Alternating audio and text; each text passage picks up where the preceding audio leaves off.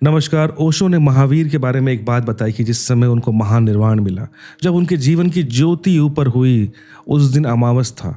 इस अमावस और उनके महानिर्वाण में क्या कनेक्शन है और उस ज्योति का दिवाली के साथ क्या कनेक्शन है, उसी को आज इस एपिसोड में हम समझेंगे कि ओशो क्या बता रहे हैं। बहुत इंटरेस्टिंग एपिसोड है, please do listen till the end. Start. Osho से जब ये सवाल पूछा गया कि क्यों ऐसा कि दिए के तले अंधेरा तो समझ में आता है, पर एक इंसान जिसके पास आत्मा है उसके मन के नीचे भी अंधेरा छाया हुआ है, उस आत्मा के प्रकाश उस तक पहुंच नहीं पा रही, कारण क्या है? तब ओशो ने इसका जवाब क्या दिया? 3 चरणों में आंसर दिया। पहला क्या था कि ओशो ने समझाया कि कुछ चीज़ें हमें ऐसे मिल जाती है, we take it for granted. हमने कभी चेष्टा ही नहीं की उसको पाने की। उसी तरह हमारे जीवन में आत्मा है, हमने कोई कोशिश नहीं की उसे पाने की, इसलिए हमें उसके बारे में उतना अवेयरनेस नहीं रहता। दूसरा क्या था कि आत्मा एक ऐसी चीज़ है जो चोरी नहीं हो सकती, तो यानी हमें उसका डर नहीं है खो जाने का, छीन लिए जाने का। इस कारण से भी हम आत्मा के प्रति उतना सचेत नहीं रहते। और तीसरा, जो ईस्टर्न और वेस्टर्न फिलॉसफी में डिफरेंस बताया था ओशो ने, कि ईस्टर्न लोगों को ये लगता है कि हमारा जीवन वर्तुकाल है, हम साइकिल में जी रहे हैं, कई जन्म लेते रहेंगे, तो उतनी हड़बड़ी भी क्या है, आज नहीं समझे आत्मा को तो अगले जन्म में समझ लेंगे, उसके बाद समझ लेंगे। तो ये एक 3 चीज़ें बताई थी और ये थर्ड पार्ट को ही हम आगे कंटिन्यू करते हैं। तो ओशो कहते हैं, आत्मा शाश्वत तत्व है, शरीर शाश्वत नहीं है। इसलिए तुम शरीर को पकड़ते हो, देखते हो, संभालते हो, खोजते हो, शरीर के सुखों की चिंता करते हो, लेकिन दिया तले अंधेरा इकट्ठा हो जाता है। तो यही हमने पढ़ा था कि शरीर के बारे में हम लोग बहुत कॉन्शियस हैं। क्यों? क्योंकि हमें पता है कि इस शरीर का जन्म हुआ, इसको चोट लगती है, इसको हानि पहुंचती है और ये बीमार भी होता है और लास्ट में एक दिन मर जाता है। तो इसका ध्यान रखना हमें ज़रूरी है ताकि हम ज़्यादा से ज़्यादा इसका इस्तेमाल कर सकें और इसको भोग सकें। परंतु यही चेतना हमारे आत्मा के प्रति नहीं है। ओशो ने यही कहा था कि आत्मा है, उसे चोट लग जाए, भय हो जाए, वो मर जाए, ऐसी कोई चेतना, ऐसा कोई स्वभाव आत्मा का है नहीं। इसलिए हम उतनी चिंता उसकी करते नहीं हैं। शरीर मरेगा, तुम चाहे स्वीकार करो ना करो, तुम्हारे चित्त में यह तीर छुपी है, चुबाई है कि शरीर मरेगा। उसी की बात हो रही है कि हमें पता है कि शरीर एक दिन खत्म होगा ही होगा। आत्मा अमृत है, तुमने जानी हो न जानी हो, उसका अमृत स्वर तुम्हारे भीतर प्रतिध्वनित हो रहा है। तुम पहचानो न पहचानो, सुनो न सुनो, वह स्वर वहां गूंज रहा है। जो अमृत है उसे भूलना आसान है, जो मरण धर्म है उसे भूलना कठिन है। जो मरण धर्म है उसे जल्दी भोग लो, गणित सीधा है और साफ है। तो ओशो यहाँ पे क्या कह रहे हैं कि शरीर नश्वर है, ये हम सभी को पता है, और भले ही आत्मा के बारे में हमें ज्ञान है कि नहीं है, ये बात अलग है, लेकिन आत्मा अमर है, इसकी मृत्यु नहीं होती, इसकी ज्ञान, इसकी सुर, इसकी ध्वनि हमारे पास है। हम जानते हैं कि आत्मा मर नहीं सकती, मतलब हम अमरता के तौर पर रखते हैं कि अमर है हमारी आत्मा। इसलिए ओशो कहते हैं कि सिंपल मैथमेटिक्स है भाई, कि जो मरने वाला है, जो खत्म होने वाला है, उसको as much as possible use करो, कंज्यूम करो। जो चीज़ इन्फिनाइट है हमारे पास, उसकी क्या चिंता करना, वो तो रहेगा ही रहेगा। जो चीज़ टेम्पररी है और जो खत्म हो रहा है, उस पर ध्यान दो। तो ओशो यही कह रहे हैं, आत्मा अमृत है, शाश्वत है, वह संपदा खोने वाली नहीं है, वहाँ कभी कोई बीमारी प्रविष्ट नहीं होती। इन सब कारणों के कारण दिए तले अंधेरा है। ये दिए तले अंधेरा बार बार जो ओशो बोल रहे हैं, उस प्रश्नकर्ता ने यही पूछा था कि दिए तले अंधेरा, तो मैं समझता हूँ कि चलो वो मिट्टी का उस टाइप का स्ट्रक्चर है, तो लौ के कारण उसके नीचे रोशनी नहीं आती, तो अंधेरा है। लेकिन एक इंसान जिसको पता है उसकी आत्मा है, उसका शरीर है, परंतु इसके बावजूद उसके मन में वो आत्मा का प्रकाश जाग क्यों नहीं पा रहा? वहाँ कौन सा ऑब्स्टेकल है? जिस तरह से रियल में जो दिए होते हैं वहाँ पे ऑब्स्टेकल है, इस इंसान की ज़िंदगी में कौन सा ऑब्स्टेकल है? क्यों वो सचेत नहीं हो पा रहा आत्मा के प्रति, जाग नहीं पा रहा आत्मा के प्रति? तो इसी बात को ओशो एक्सप्लेन कर रहे हैं यहाँ पे। ओशो फिर क्या कहते हैं? बुद्ध कितना ही कहें जल्दी करो तो भी जल्दी नहीं होती। कृष्ण कितना ही समझाए तुम समझ लेते हो, फिर जाकर अपने संसार में लग जाते हो। यह बात इतने लोग समझाते हैं फिर भी समझ में नहीं आती।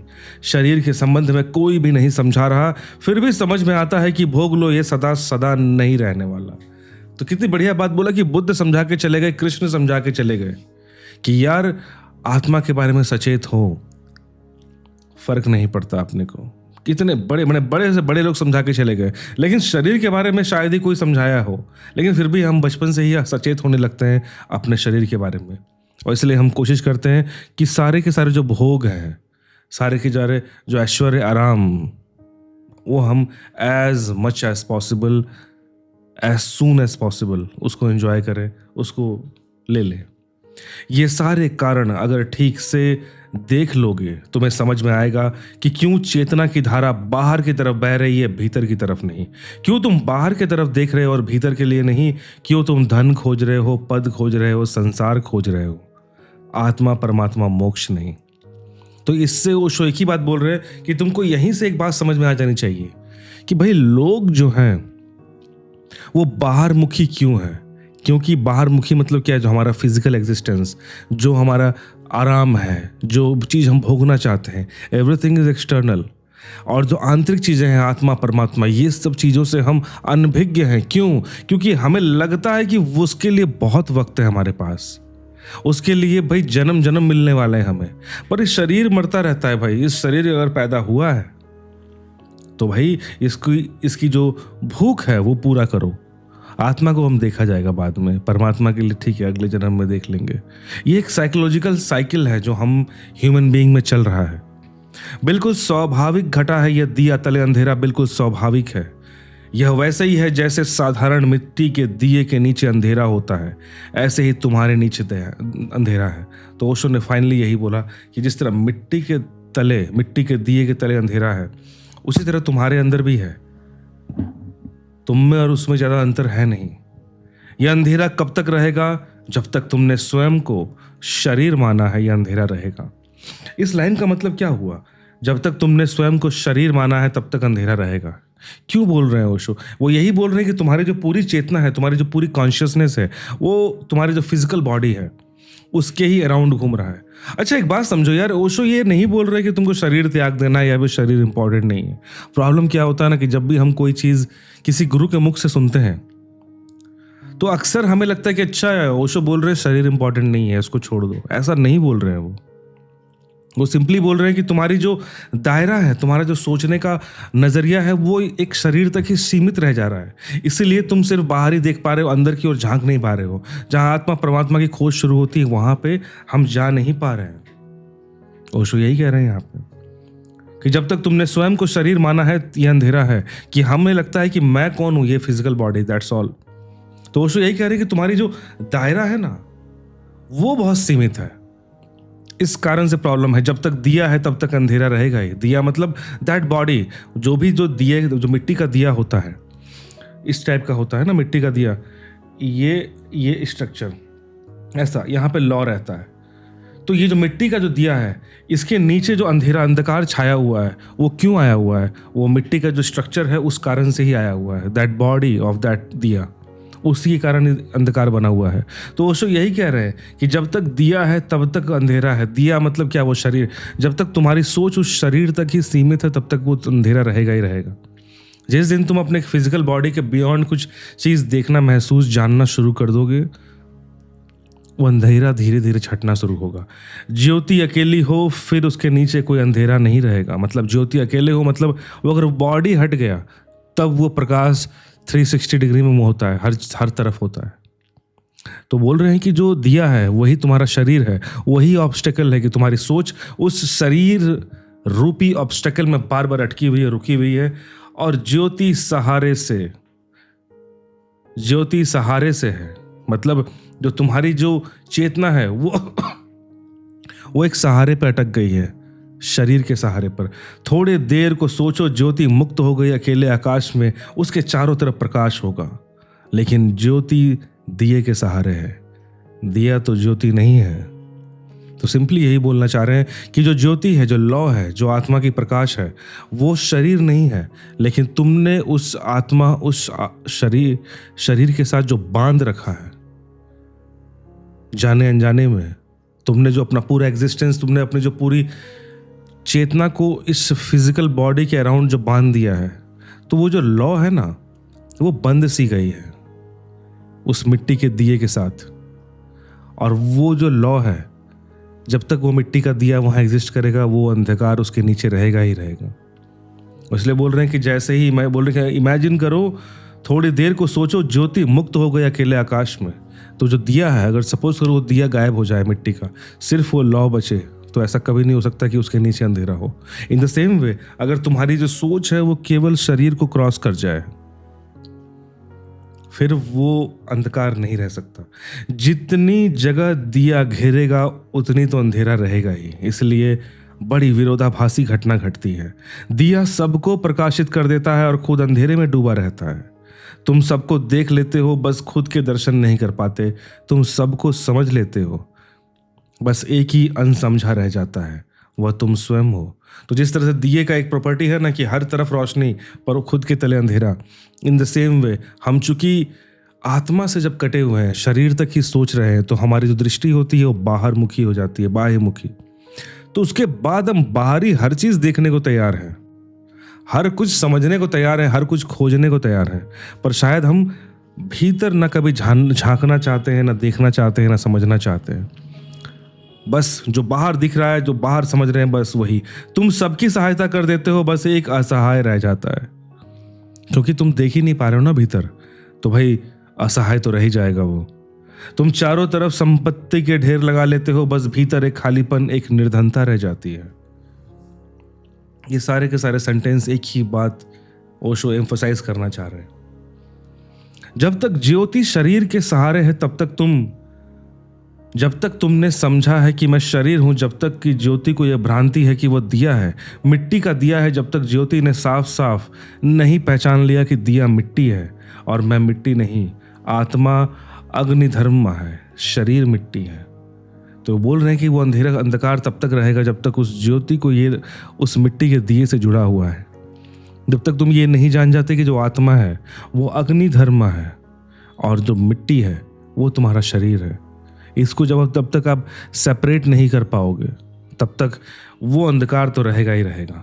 तो इसी के बीच में please like, comment and subscribe कर दीजिएगा अगर आपने नहीं किया है, और सब्सक्राइब कर लेना यार चैनल को। आगे देखते हैं। तो उन्होंने क्या कहा ओशो ने कि जब तक तुम्हारी ये चेतना जो है वो इस आत्मा और मिट्टी के शरीर को डिफरेंशिएट नहीं कर पाएगी, तब तक उस दिए के लौ की तरह अंधकार देते ही रहेगी। क्यों? क्योंकि वो जो दिया है मिट्टी का, वही तो है जो मेन अंधेरा दे रहा है। तुमने देखा कि अग्नि का एक स्वभाव है, वह सदा ऊपर की तरफ जाती है, ऊपर ऊपर। तुमने दिए को उल्टा भी कर दो तो ज्योति ऊपर ही जाएगी, तुम ज्योति को उल्टा न कर पाओगे। अग्नि का स्वभाव है ऊर्ध्वगमन, मतलब ऊपर की ओर जाना अग्नि का स्वभाव है। इसलिए सारे ज्ञान को उपलब्ध व्यक्तियों ने आत्मा को अग्निधर्म कहा है। इसलिए जरथुस्त को मानने वाले 24 घंटे दिए को जलाए रखते हैं मंदिर में। वह सिर्फ इस बात की खबर है कि अग्नि तुम्हारा स्वभाव है, इसलिए सारी दुनिया में अग्नि की पूजा पैदा हुई। हिंदू सूर्य को नमस्कार करते हैं, वह नमस्कार सिर्फ अग्नि के ऊर्ध्वगामी स्वभाव को है। तो मतलब आत्मा को, हमारी चेतना को, चूंकि वो हमेशा एक लौ की तरह ऊपर ही उठेगी, वो ऐसी प्रकाश है जो ऊपर ही उठेगी, इसीलिए हर एक सभ्यता में अग्नि की पूजा की गई है। ओशो ये बोल रहे हैं इस प्रॉपर्टी के कारण, ताकि हमें पूजा करने का अर्थ क्या हुआ, वो एक मेटाफोरिक चीज़ें हमने अपनी ज़िंदगी में उतारा कि इस अग्नि को देखकर हमें ये हमेशा याद रहना चाहिए कि हमारी कुल चेष्टा इस जीवन में इस अग्नि की तरह ऊपर ही उठना है, इस अग्नि की तरह जल के ऊपर ही उठना है।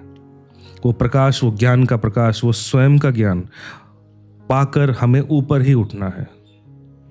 जिस दिन महावीर को निर्वाण उपलब्ध हुआ उस दिन जैन दीपावली मनाते हैं। महानिर्वाण हुआ उस दिन, वे उनकी ज्योति दिए से मुक्त हुई उस दिन करोड़ों करोड़ों दिए जलाए गए। हिंदुओं के बजाय जैनों की दिवाली ज्यादा सार्थक है। हिंदू तो लक्ष्मी की पूजा के लिए दिवाली मनाते हैं। बड़ी उल्टी है, तुम अग्नि को भी लक्ष्मी की पूजा में लगाते हो। जो ऊर्ध्वगामी है उसको भी अध्योगामी की तरफ लगाते हो। तुम दिए भी जलाते हो तो भी संसार को प्रकाशित करने के लिए। इस बात को समझना, ओशो ने क्या बात कही कि जिस दिन महावीर को निर्वाण प्राप्त हुआ था उस दिन को लेकर जैन समाज जो है वो दीपावली मनाता है, उस दिन वो दिए को जलाता है। तो बोल रहे हैं कि मेटाफोरिकली ये एक चीज सही चीज है, ज्यादा सेंसिबल है कि भाई उस दिन महावीर की जो चेतना है वो ऊपर उठ गई। उस दिन हम उस दिए को जलाते हैं उस लॉ को रिप्रेजेंट करने के लिए। तो इसी तरह से मैंने बताया कि हिंदू जो लक्ष्मी पूजा के लिए कर रहे हैं, मैंने किसी का मजाक या किसी वो नहीं उड़ाया, बस एक सेंस के लिए उड़ाया कि भाई देखो वो चीज़ ज़्यादा सेंसिबल है उस अग्नि के परिप्रेक्ष्य में। अब यहाँ पे ये मत समझ लेना कि अच्छा उन्होंने जैनियों की तारीफ कर दी और हिंदुओं की बुराई कर दी। नहीं नहीं नहीं, इतनी छोटी सोच मुझे नहीं लगता कि ना ओशो की थी, ना ही आपकी है, ना ही मेरी है। समझने भर का अंतर होता है कि वो सिर्फ वहाँ ये बताना चाह रहे हैं कि देखो भाई उसने जो जैनियों ने मेटाफोरिकली जो दिए जलाए वो ज़्यादा सेंसिबल लग रहे हैं। सिर्फ अग्नि के सापेक्ष में वो बात कर रहे हैं कि ऊपर उठती है वो। जैनों की दिवाली ज़्यादा अर्थपूर्ण है, वे इसलिए मनाते हैं दिवाली कि उस रात महावीर महानिर्वाण को उपलब्ध हुए। अमावस की रात महावीर ने ठीक रात चुनी। बुद्ध ने पूर्णिमा की रात ज्ञान उपलब्ध किया, पर महावीर ने ज्यादा ठीक रात चुनी। अब देखो यहाँ पे एवरी कंपैरिजन हमेशा याद रखना एक मेटाफोरिक कंपैरिजन है। अब यहाँ पे जैनियों को बोला बुद्ध, मैंने महावीर को बोला तो बोला कि बुद्ध ने पूर्णिमा को चुनी थी, उससे बेटर महावीर ने चुनी। अब ये तो नहीं कि महावीर बोल रहे हैं कि नहीं, ओशो बोल रहे हैं कि नहीं बुद्ध खराब थे या फिर महावीर ज़्यादा बढ़िया थे, ऐसा नहीं है। एक चीज़ हमेशा याद रखना दोस्त, जितने भी ये जो नॉलेजेबल चीज़ें हैं ना, जो बड़े बड़े लोग बोल के चले गए, अगर तुम शब्दशः उनको पकड़ने की कोशिश करोगे तो बहुत बार फंस जाओगे। क्योंकि मेरी और आपकी शायद इतनी चेतना है ही नहीं, उतनी अंडरस्टैंडिंग लेवल है ही नहीं, हमारी बुद्धि उतनी विकसित नहीं है शायद कि हम उनके हिडन मीनिंग को डिकोड कर सकें। अब सवाल ये हो जाता है कि बहुत लोगों को लगता है कि ये लोग हिडन मीनिंग में बात क्यों करते हैं यार। वो हिडन मीनिंग में बात नहीं करते हैं। एक्चुअली जब उनकी सोच इस लेवल पे होती है ना, तो वो जब बोलने जाते हैं तो वो इनक्रिप्टेड हो जाता है। मैं बोल रहा हूँ, मेरे कॉलेज में बहुत सारे ऐसे प्रोफेसर को मैं जानता हूँ, जीनियस लोगों को जानता हूँ मैं टेक्नोलॉजी में, जो कि इतना उनका ऐसा नॉलेज होता है, पर जब बोलने जाते हैं बोर्ड पर या एक्सप्लेन करते हैं ना, वो इतना क्रिप्टिक लगता है सुनने में कि ये क्या बोल रहे हैं। Then after that we decode that thing कि अच्छा मेरे सर ने या मेरे प्रोफेसर ने क्या बोला।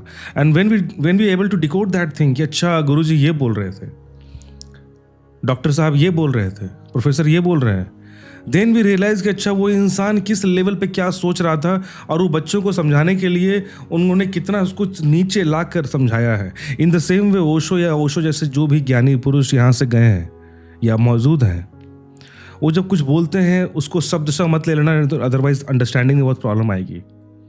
मैं बहुत लोग को देखता हूँ कि वो मीनिंग ही कुछ और समझ के बैठ जाते हैं। यहाँ पे सिंपली वो एक कंपैरिजन ये नहीं हो रहा है कि महावीर या बुद्ध या हिंदुज़म या जैनिज्म में कोई कंपैरिजन कर रहे हैं ना, वो सिंपली ये बोल रहे हैं कि अगर मैं अग्नि को सापेक्ष में देखूं in the context of fire, जिस तरह फायर उठता है ऊपर की ओर, तो वही बोल रहे हैं कि अगर मैं अग्नि को लूँ तुम्हारी चेतना के तौर पर, तो महावीर ने ज़्यादा बेटर दिन चूज़ किया वो अमावस्या के दिन, कि उस दिन अंधकार था बिल्कुल और वो प्रकाश उठ गया।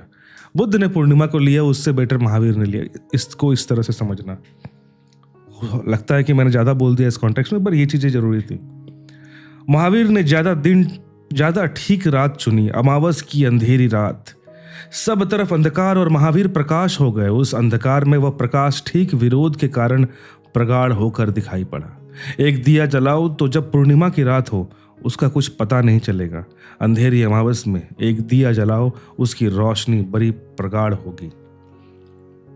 तो इसी मेटाफोरिक को बोला ओशो ने कि भाई जब जीवन में पूरा अंधकार छाता है उस समय एक दिया जले और वो ऊपर की ओर उठे, वो ज़्यादा रोशनी समाज में दे सकता है, हमारी ज़िंदगी में दे सकता है। तो ओशो वही कह रहे हैं कि जैनों की दिवाली ज़्यादा सार्थक है, लेकिन कोई जैन उसको मनाता नहीं। सब जैन हिंदुओं की दिवाली मना रहे हैं। कब उन्होंने भी लक्ष्मी की पूजा शुरू कर दी कहना मुश्किल है, मन तो हिंदुओं का ही है ना। उसमें कोई बहुत फर्क नहीं पड़ता। वे भी धन की ही पूजा कर रहे हैं। आदमी जैसा है वह सभी चीज़ों को मिट्टी की तरफ नियोजित कर देता है। यही कारण है कि हमारी चेतना बाहर की तरफ देखती है। यह कुछ स्वाभाविक है। तो ओशो यही बोल रहे हैं कि जो जैन समाज भी है वो भी हिंदुओं से ही निकला हुआ है, तो सोच सबकी एक ही है, तो इसलिए वो भी लक्ष्मी की ही पूजा कर रहे हैं। It's okay. मतलब अब ऐसा मत समझ लेना कि ओशो ने लक्ष्मी पूजा के खिलाफ कुछ बोला। उनको ये सब चीज़ों से मतलब ही नहीं है। उन्होंने वो सिंपली बोल रहे हैं कि उससे भी बड़ी चीज़ एक चेतना महावीर की हुई थी इस पृथ्वी पर, उसको भी याद रखो। याद रखो का क्या मतलब है?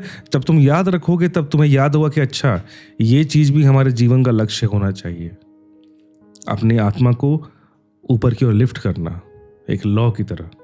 बच्चा पैदा होता है तो स्वाभाविक है कि पहली बार देखे जैसा ही बच्चे का जन्म हो, वह आंख खोलेगा, बाहर का संसार दिखाई पड़ेगा। कान खोलेंगे, बाहर की ध्वनि सुनाई पड़ेगी। हाथ फैलाएगा, माँ को छुएगा, स्पर्श करेगा। बाहर की यात्रा शुरू हो गई। फिर प्रतिपल की ज़रूरतें हैं। बच्चे को भूख लगेगी तो रोएगा, चिल्लाएगा। भूख भीतर तो नहीं भर सकती है, बाहर से भरनी पड़ती है।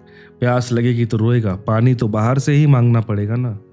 भीतर तो कोई जल का स्रोत नहीं है, बाहर में धीरे धीरे निमिज्ज होता जाएगा। धीरे धीरे बाहर ही सब कुछ हो जाएगा। भीतर की कोई याद ही ना रहेगी। तुम भूल ही जाओगे कि तुम भी हो। तो यहाँ पे एक सिंपली एक चीज़ बताना चाह रहे हैं कि हम जिस तरफ, अच्छा, यहाँ बहुत इंटरेस्टिंग बात है और जो बार बार ओशो बोल रहे हैं ना कि हम महावीर के जिस दिन महानिर्वाण उनको मिला हम उसको भूल गए। क्यों भूले? उससे नुकसान क्या हुआ? वही चीज़ ओशो बताना चाह रहे हैं यहाँ पर। जिस तरह एक बच्चा पैदा होता है, इस बात को समझना दोस्त, जिस तरह एक बच्चा पैदा होता है धीरे धीरे से वो बाहरी होने लगता है। भूख के लिए बाहर देखना है, पानी के लिए बाहर देखना है, जो भी चीज़ उसकी रिक्वायरमेंट्स है सर्वाइवल के लिए उसको बाहर से मिल रही है। तो इस कारण से होता क्या है कि वो जो भीतर जो था उससे वो डिस्कनेक्ट होने लगता है और वो भूल जाता है कि वो है कौन। अब सवाल ये है कि यहाँ पे ओशो ने ये बात क्यों कर दी?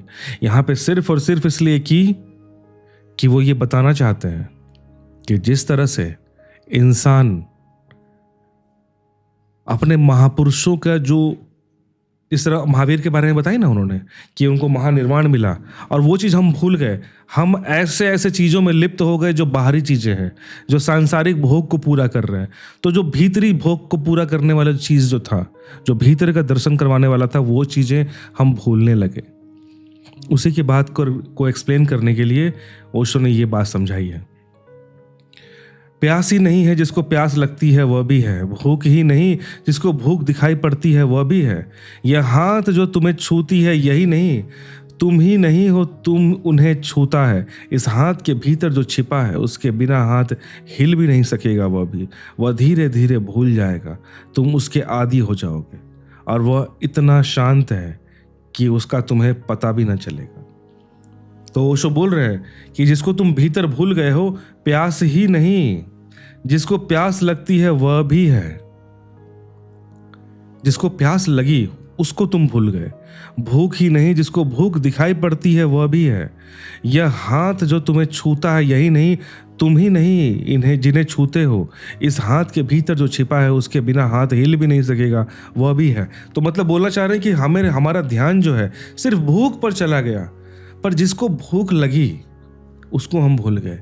हमारा ध्यान सिर्फ प्यास पे चला गया, पानी के लिए, पर जिसको प्यास लगी हम उसको भूल गए।